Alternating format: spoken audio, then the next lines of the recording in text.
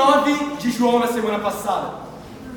E nós estamos vendo ao longo do Evangelho de João, como a dúvida fazia parte da vida dos religiosos.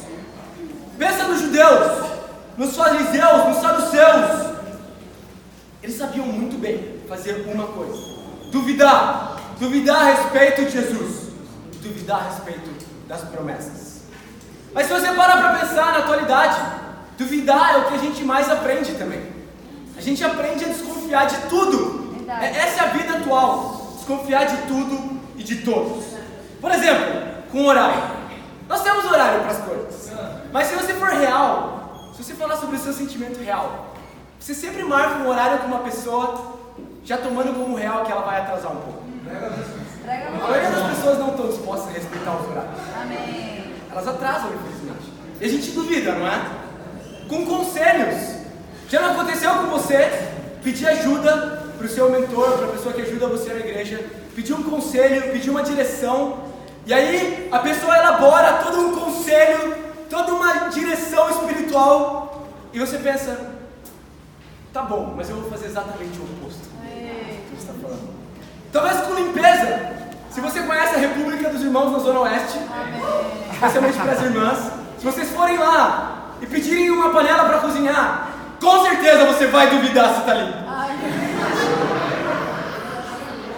Mas eu não quero me alegrar disso. Mas não só isso. Com a Bíblia. Pensa quando te chamaram para estudar a Bíblia. Pensa se você não duvidou. Sabe, uma pessoa parece estranha na sua vida, no meio do caminho, onde milhões de pessoas passam, várias delas mal intencionadas, e te chama: vamos somente aprender da Bíblia. E você com certeza fica desconfiado. Você fica com dúvidas. Depois, eles te chamam justamente para ir naquela república, onde tem panelas sujas. Não só isso, mas depois te chamam para ir num negócio chamado devocional. Depois, num culto bilíngue sábado à noite. Depois disso, num culto de domingo. Depois te chamam para sair para assistir cinema. Depois para comer cada hora. Ou talvez a pizza aqui da região sul. Depois para ir jogar bola. Depois continuam a te chamar para estudar a Bíblia. É difícil confiar, não é? É difícil não ter dúvidas sobre o que está acontecendo. E é por isso que o título da nossa aula nessa manhã é As 3 Provas contra a Dúvida, amém? Amém. Vamos continuar a nossa leitura de João capítulo 9. João capítulo 9, versículo 13.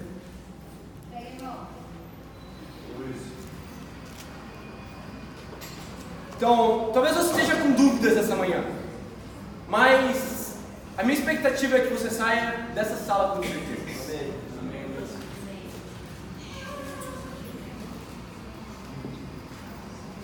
João capítulo 9, versículo 13, ele diz: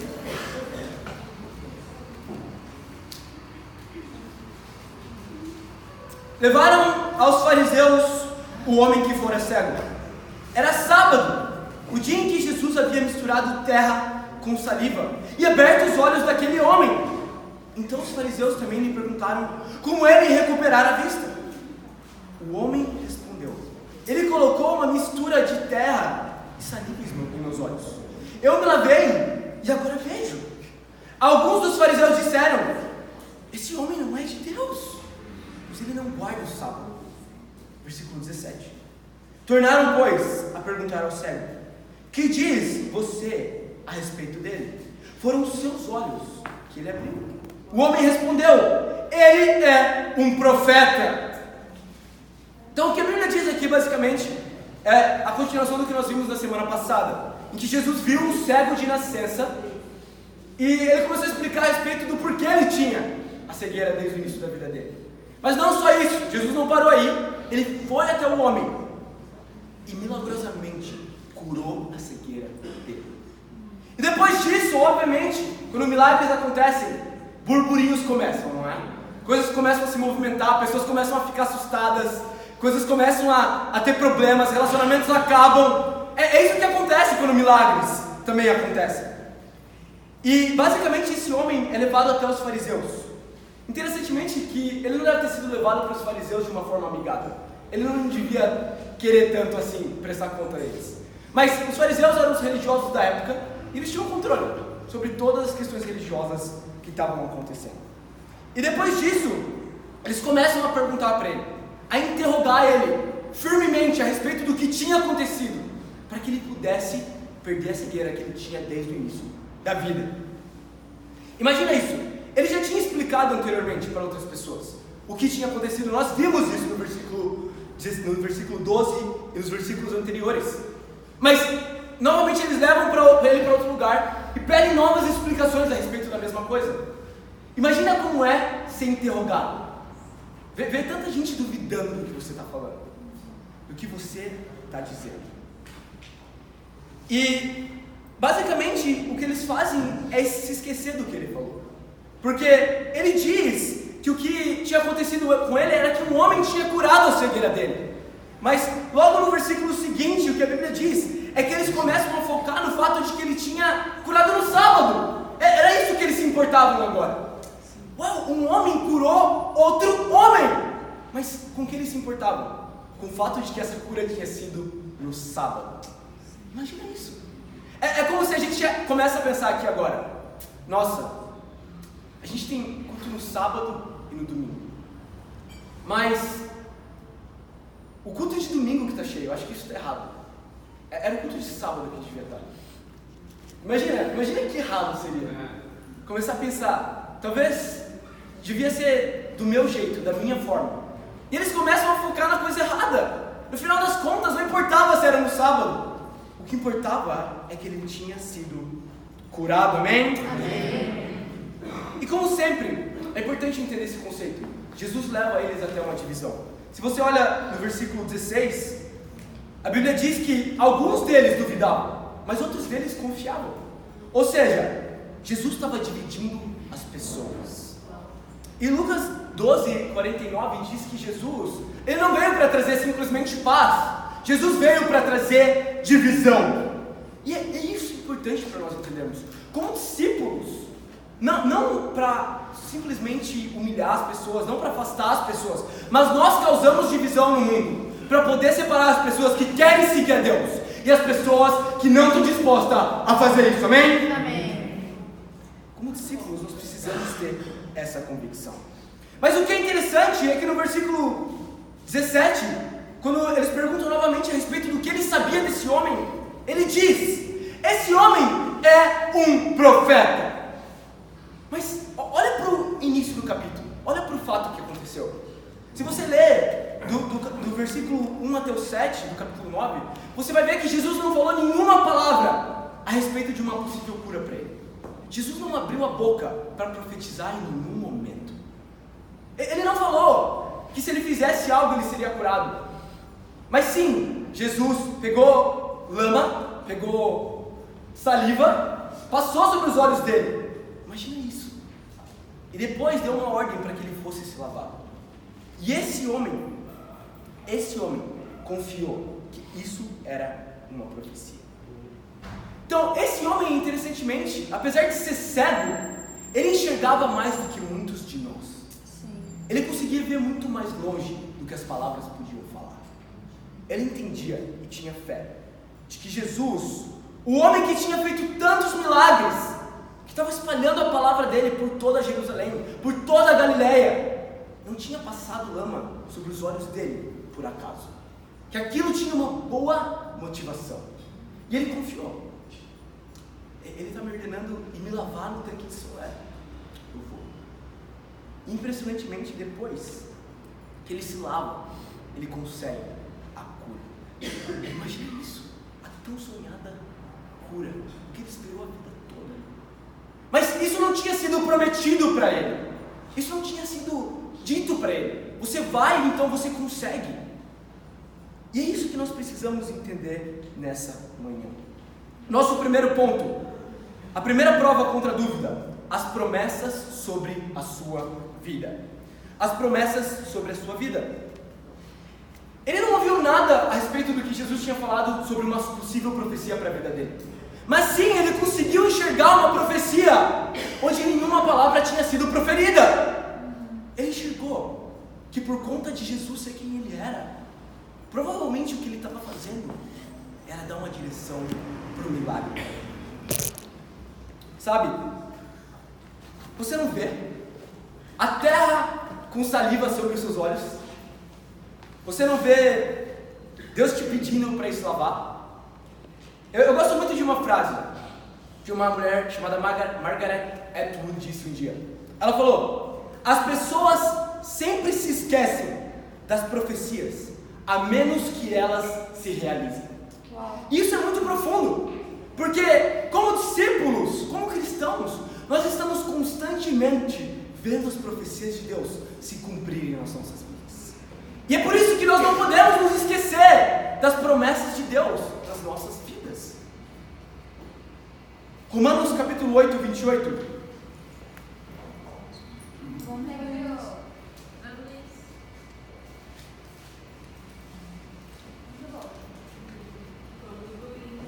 Romanos 8, 28, a Bíblia fala: sabemos que Deus age em todas as coisas para o bem daqueles que o amam, dos que foram chamados de acordo com o seu propósito. Então, basicamente o que a Bíblia diz aqui é que quando você ama procurar Deus, Deus age em favor da tua vida. E talvez, justamente falando sobre dúvida, hoje está difícil para você. Está difícil para você não duvidar de que Deus realmente quer o seu bem. De que Deus realmente quer fazer com que a sua vida possa avançar. Com que você possa crescer espiritualmente. Com que você possa dar frutos. Com que você possa chamar outras pessoas para conhecerem o que você conheceu. Mas, entendendo o que nós entendemos quando nós estudamos a Bíblia, nós precisamos aprender a ver as profecias de Deus pelas nossas vidas. E a profecia de Deus para a nossa vida não é alguém aparecer fisicamente hoje para você e falar para você: olha, Vini, semana que vem você vai ganhar um cargo no Itaú. Uau! Apesar de que seria legal. Por mim, mas talvez para outras pessoas. Mas imagina, isso não é a profecia atual. Isso não é o que se espera que a Bíblia diz. A profecia de Deus é ver as obras da palavra dele se realizando no presente momento. Amém. Sabe, eu quero te inspirar a ver as promessas e as profecias de Deus na sua vida. Você precisa entender que, seja qualquer área da sua vida que existe, que está acontecendo agora, essa área está de tal maneira porque Deus permitiu e porque Deus entende soberanamente que esse lugar vai te levar ao melhor lugar com Ele, amém? Amém. Sabe, talvez hoje você não vê ninguém falando com você sobre o futuro, sobre o Itaú. Talvez você não vê ninguém falando sobre o futuro e você só vê a lama diante dos seus olhos. E para pensar, com aquele homem era tudo o que ele tinha, lama tampando os olhos dele. O que ele precisava para ser curado não era ver algo. O que nós precisamos nessa manhã para poder avançar não é ver algo. Talvez nós estejamos com a lama no nosso rosto também. Nós precisamos, apesar de não enxergar, ter a fé de que Deus está nos dando, amém? Amém. A profecia de Deus é o presente. Nós precisamos ser caçadores de promessas. Amém. Caçadores de profecias. Amém. Sabe, e eu penso na igreja. Se você olha para o plano Coroa de Espinhos que nós temos para a igreja na América do Sul, você vai perceber que inicialmente, quando nós traçamos o plano, agora em 2019, o plano era que o time missionário para Campinas fosse enviado. E a verdade é que talvez Danilo e Carol Bataglin seriam os líderes desse time. Uau. Mas os planos de Deus, as profecias de Deus, as promessas de Deus, talvez elas podem ser confusas às vezes. E dentro dos acontecimentos no movimento, várias pessoas foram batizadas em Lima, no Peru. Amém. Então o líder da igreja aqui, ele começou com uma lupa, tentar entender o que Deus está tentando mostrar. O que Deus está tentando mostrar com pessoas sendo batizadas em Lima. E lá no plano também, Coroa de Espinhos para a América do Sul, Lima no Peru estava programado para ser implantado em 2021. Então Raul pensou, tudo bem, fazer errado os nossos planos. Tudo bem ser contrário aos nossos próprios planos. Vamos ser a favor dos planos de Deus. E vamos enviar um time missionário para Lima, no Peru, amém? Amém? É por isso que agora nós temos uma igreja lá, com muitos discípulos fervorosos, dando o coração para o nosso Deus. Amém. Sabe, pensa no Toshura. O Toshura acredita nas promessas de Deus. O Toshura acredita com todo o coração que Deus colocou ele na região sul para batizar alguém para ele, para Deus. Amém. E o Toshura confia nisso com tanto esforço e tanto coração, que eu passei um contato de um rapaz que queria estudar a Bíblia com ele. E ele marcou de estudar a Bíblia na mesma semana. Na mesma semana ele fez 2 estudos bíblicos. E na sexta-feira ele fez um estudo de discipulado. E de noite teve no devocional conosco. E ele se animou demais em ver o que é o reino de Deus. Amém. Que provavelmente vai ser o nosso futuro irmão. Amém.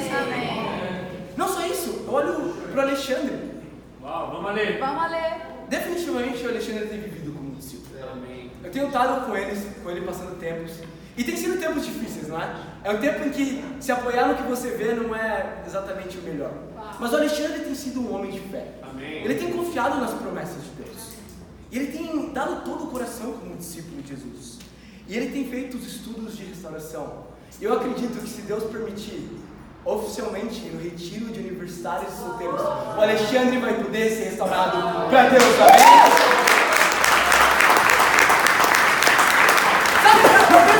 Eu penso no Benjamin. Óbvio, no Benjamin grandão, mas especialmente no Benjamin pequenininho. Então, eu não sei se você já viu. Não faz muito barulho. Mas o Benjamin, e ele é uma promessa de Deus, amém? Pra quem não sabe, o Benjamin é o filho do Wellington e da Janaína. E nós amamos muito vocês, o El e Jana. E obviamente amamos muito o Benjamin. Se você não conheceu o Benjamin ainda, conheça o Benjamin, amém? Nosso segundo ponto: as mudanças da sua vida. A segunda promessa para nós, a segunda prova contra as dúvidas, são as mudanças das nossas vidas. Vamos em João capítulo 9 novamente, no versículo 18. Vamos lá, Luiz.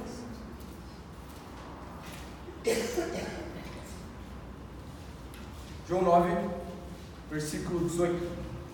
A Bíblia diz: os judeus não acreditaram que ele fora cego. Olha isso. Eles estavam desacreditando do que o homem estava falando. E havia sido curado enquanto não mandaram buscar os seus pais.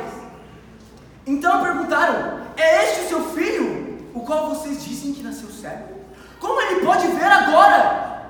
Responderam os seus pais: sabemos que ele é o nosso filho, que nasceu cego, mas não sabemos como ele pode ver agora o que lhe abriu os olhos. Pergunte a ele. Que idade ele tem? Falará por si mesmo.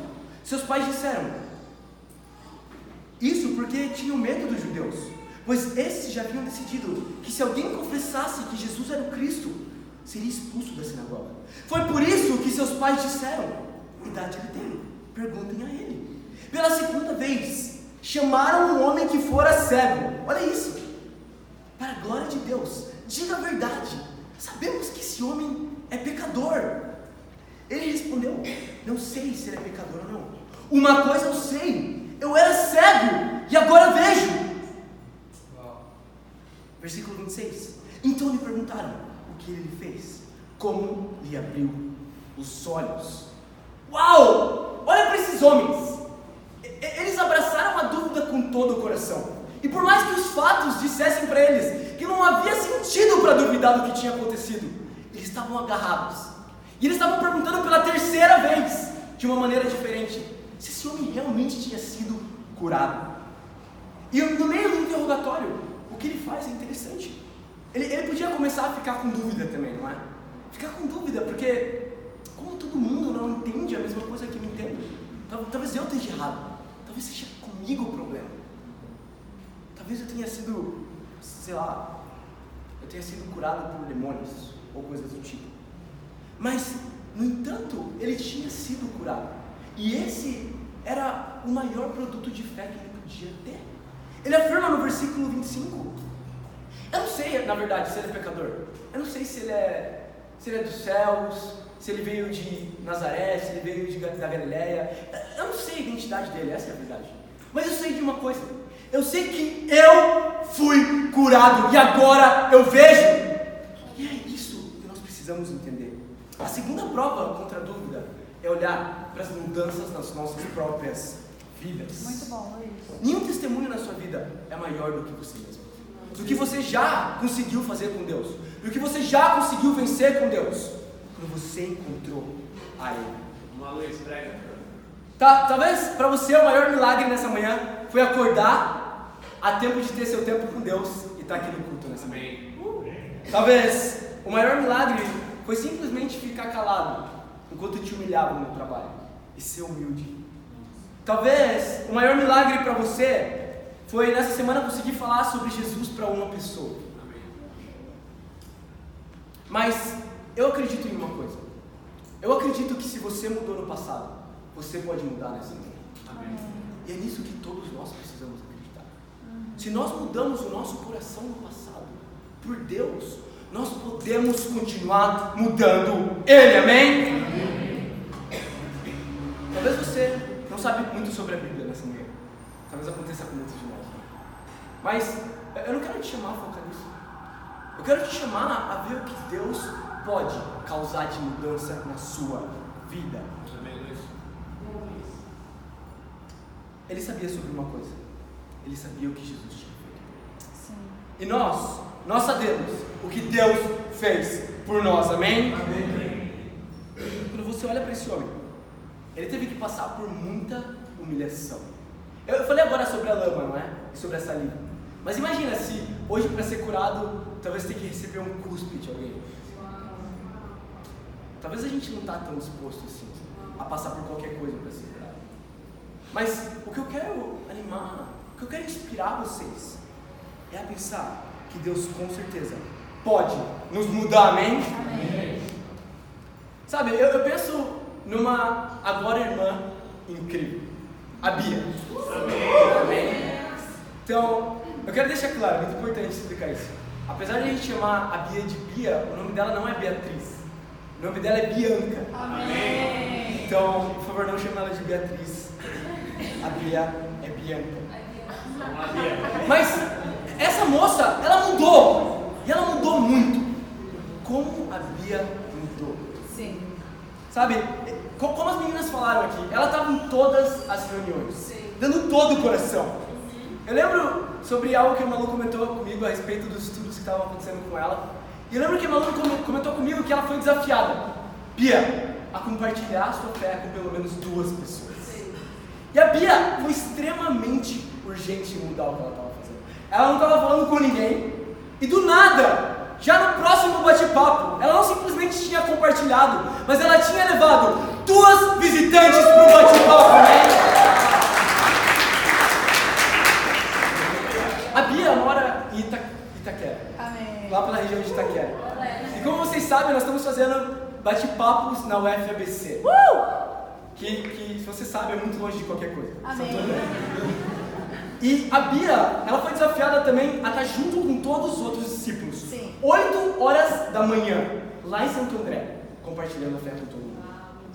E, nossa, foi impressionante, porque assim como muitos duvidam, não é? Eu falei no início sobre o horário, eu fui lá para chegar às 8, eu cheguei às 8, mas estava duvidando que muitas pessoas podiam chegar às 8. Mas a Bia chegou às 8 da manhã. Amém. Ela saiu 6 horas da manhã de Itaquera, daquela região, e conseguiu chegar a tempo. E não só isso, ela estava super animada. Aí a gente começou a orar, eu sou um soldado, e ela fazia o símbolo junto com a gente. Eu quero amar, orar, pegar no campo da batalha. E eu olhei, uau, como a Bia está mudando. E é assim, não é? É assim que é a nossa vida com Deus. Nós mudamos constantemente. Amém. E a Bia, ela foi não só nos bate-papos da UFABC, ela tem de tudo. E não só tem de tudo, ela tem sido fiel em cada área. Ela se arrependeu dos pecados. E hoje foi o batismo da salvação da vida dela. Amém? Amém. Eu quero te inspirar, Bia. As pessoas têm visto a sua mudança. Amém. As pessoas têm visto a sua mudança. Você é uma inspiração para cada um de nós. Amém? Nosso terceiro e último ponto. A terceira prova contra a dúvida. A indignação contra o pecado.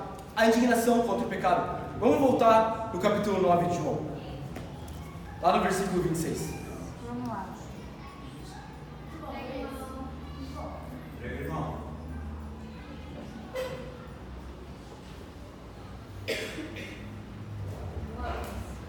A Bíblia diz: então lhe perguntaram o que ele lhe fez, o que lhe fez ele, como lhe abriu os olhos.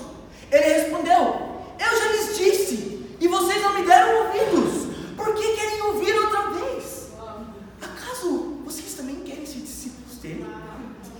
Então insultaram e disseram: discípulo dele é você. Nós somos discípulos de Moisés.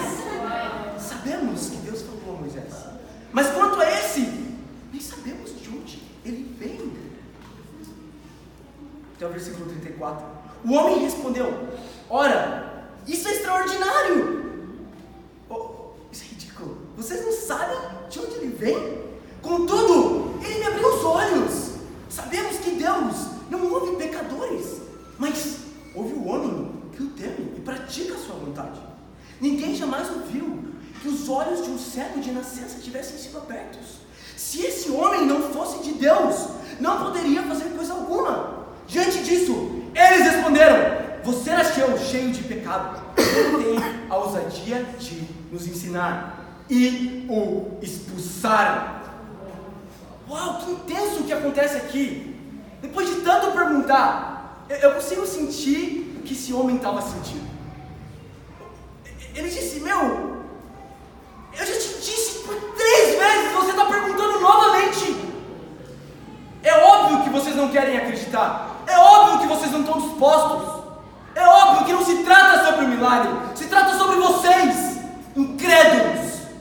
Ele estava indignado com o que eles estavam dizendo. E lembra, no começo ele tinha muito medo. Mas no final, ele teve coragem para enfrentar os religiosos. E assim somos nós, como discípulos. No começo, nós temos medo. No começo nós temos medo de fazer as coisas. No começo nós lutamos, talvez. É difícil. Mas no fim é como estar nos céus. Sabe, eu penso sobre o devocional que nós tivemos essa sexta-feira. Eu falei com alguns irmãos e os irmãos falaram: nossa, na hora que eu vi os desafios, eu pensei, cara, que terrível. Mas amém, eles confiaram em Deus, eles confiaram nos líderes deles e eles foram. Vamos cumprir esses desafios. E eu lembro sobre como estava quando todo mundo chegou às 8h10 da noite lá no MASP novamente. Todo mundo não conseguia se conter. Eu falava oi, oeste! Eu falava sul e sul! Eu falava leste e leste! Porque todas as pessoas estavam super animadas. Por quê? Porque a gente queria produzir indignação contra o pecado. Amém. Sabe, talvez você precise entender isso, que a última prova contra a dúvida é a indignação. É a indignação contra o mundo, sim. É a indignação contra o mundo. Mas é principalmente a indignação com nós mesmos. A indignação com o nosso próprio coração, quando nós não estamos mudando. A indignação quando nós não estamos tomando decisões. A indignação quando a gente está ouvindo, nós estamos argumentando, nós não estamos saindo do mesmo ponto. Por orgulho, por pecado. E nós precisamos, contra a dúvida, criar indignação contra o nosso pecado, amém? Sabe, quando nós temos dúvida, um dos nossos maiores erros é acreditar que nós não devemos falar disso. Que nós não devemos ser abertos quanto às nossas dúvidas. Muitas vezes nós guardamos para nós mesmos o que nos duvidamos. E quando chega no final do dia, você olha para si mesmo e você talvez já acredita em alguma outra verdade. Talvez você já acredita que tudo que te ensinaram em um determinado dia não é verdade. Muitas vezes, a grande verdade que nós temos no coração no fim do dia, por aceitar a dúvida, é uma mensagem totalmente antibíblica. Mas nós somos uma igreja para glorificar a Deus. Amém. É isso que nós queremos nos tornar. Sabe, eu tenho um desafio para você nessa manhã. Eu quero te desafiar a ficar indignado com o seu próprio pecado.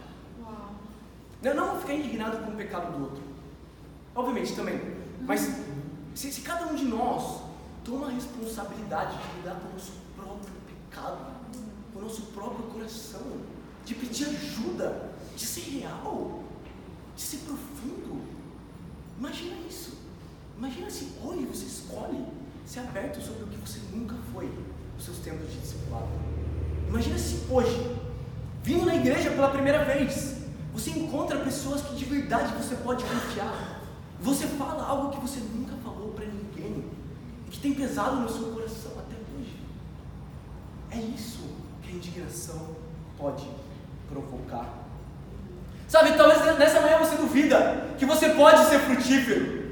Talvez você duvida que nós podemos dar fruto na região sul. Amém. Mas nós temos que lutar com indignação contra o nosso pensamento e a favor da palavra de Deus.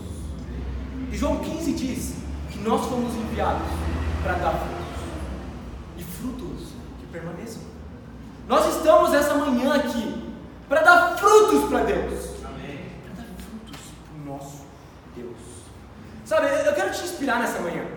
O bate-papo da Vergueiro pode dar frutos e vai dar frutos, amém? Amém. O bate-papo do céu, Capão Redondo, vai dar frutos. O bate-papo do Morumbi vai dar frutos, amém? Nós precisamos acreditar. O bate-papo da UFBC já deu frutos. Amém. E a Bia também vai dar frutos para o nosso Deus, amém? Nós precisamos acreditar.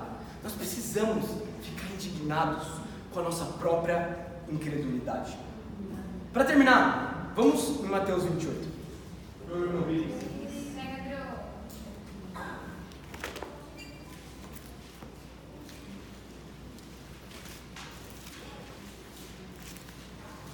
Mateus 28,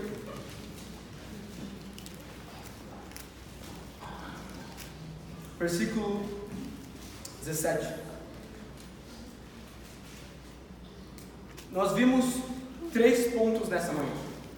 As 3 provas contra a dúvida. A primeira, as promessas de Deus sobre a sua vida. Segundo, as mudanças da sua vida. Terceiro, a indignação contra o pecado. Mateus 28, versículo 17. A Bíblia diz: vocês estão comigo? Sim. Quando viram, o adoraram, mas alguns duvidaram. Então Jesus aproximou-se deles e disse: foi-me dada toda a autoridade nos céus e na terra. Portanto, vão e façam discípulos de todas as nações, batizando-os em nome do Pai e do Filho e do Espírito Santo, ensinando-os a obedecer a tudo que eu lhes ordenei. E eu estarei sempre com vocês até o fim dos tempos. Amém. Alguns que viram o próprio Jesus ressurreto duvidaram. Olha isso. Eu não quero te escandalizar se nessa manhã você está duvidando. Eu quero te chamar a lutar contra a dúvida. Amém, Luiz. Porque a solução de Jesus não foi desistir de tudo porque algumas pessoas duvidaram. A solução de Jesus foi continuar com o plano de traçar um plano evangelístico, de mudar toda a geração dele e todo o mundo que viria depois, amém? Amém. Sabe, nós não vamos parar. Nós não vamos parar de pregar fé, arrependimento e batismo para perdão dos pecados. Nós não vamos parar de sonhar pela vida das pessoas com quem nós estudamos a Bíblia. Nós não vamos parar de continuar sonhando, pregando e vivendo o evangelismo mundial. Nós não vamos parar, nós vamos perseverar até o fim. Amém. E à medida que nós continuamos, mesmo quando nós duvidamos, lutando para poder acreditar, nós vamos chegar no céu. E para Deus seja toda a glória. Amém.